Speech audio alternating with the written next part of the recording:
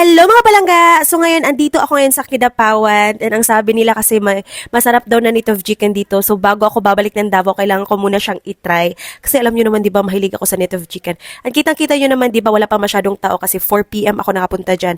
Andito ako kakain sa Edo Chicken and umorder na ako ng 4 na native chicken at 3 rice kasi sobrang gutom ako dyan. So habang naghihintay sa order, upo muna tayo at kita nyo naman yung mga barbecue, di ba, nakakagutom. So ayan, upo muna tayo dito siguro mga alas 5 hanggang alas 6, marami ng tao.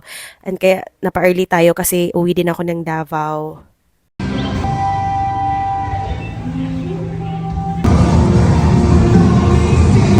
So, dito na yung pagkain.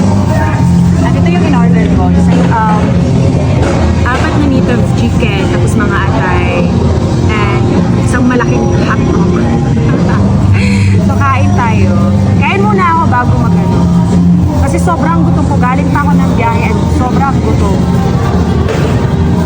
Magmumukbang tayo ng native chicken. Kaya tayo ng lemon.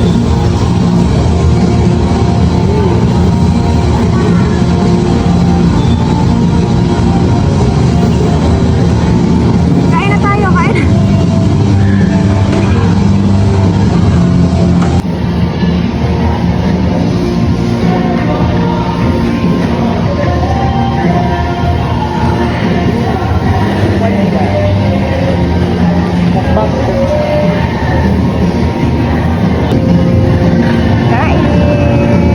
Kain tayo ng native chicken. Tosa.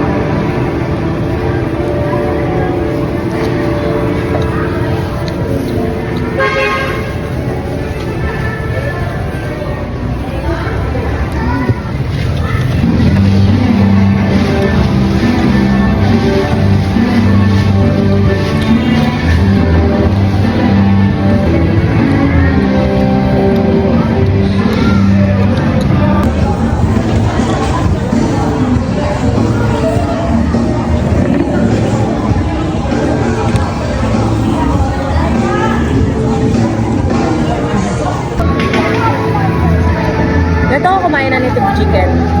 Busan talaga. Like, buto-buto lang talaga natira. Sarap.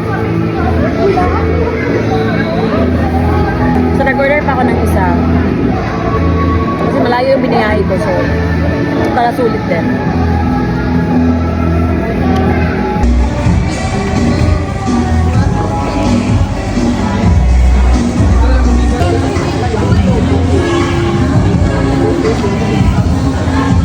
Hindi po ako maduming kumain. Sadya mahilig ko lang talaga akong magkagat ng mga buto-buto. Sobrang sarap naman kasi. Kaya nakatatlong native chicken ako.